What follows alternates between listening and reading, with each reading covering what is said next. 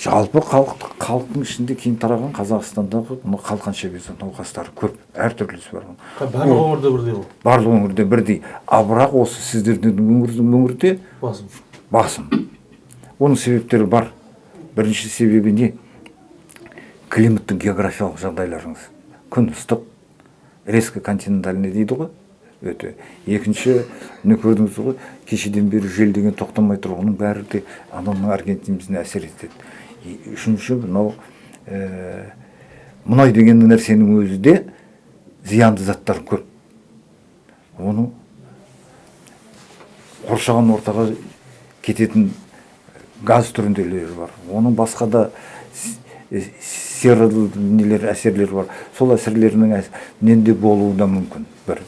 Екінші, кең тараған науқас, бұл қант диабеті. Қант диабетінің бірінші түрі бар. Бірінші түрі, екінші түрі. Мен осы айта кеткім келіп отыр. Кеше ғана менің клиникумда Қолғанат деген бала Жаңаөзеннен 8 жасар бала. Қант диабетінің бірінші түрімен ауырып қалып, бізге келгенде 21 килограмм болатын. Бізде жатып 28 килограммға салмақ қосты. Қанты дегенде жаңа қантты өлшейтін глюкометр көрсетпеді, 30-дан асып кетті. Осы сіздің алдың баласы.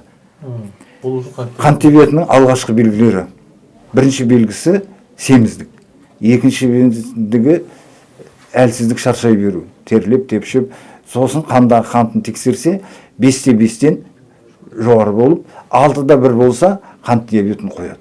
6-1 миллимоль литрге қант диабетін қою керек деген бізде қазір стандарттық диагностикалық нақтама бар. Соған байланысты қойылады. Ендігі қазір оның егер әр адамның да мүмкіншілігі бар. Қазір денсаулық министрлігінің қант диабетінің алдын ала табу жөнінде программасы бар.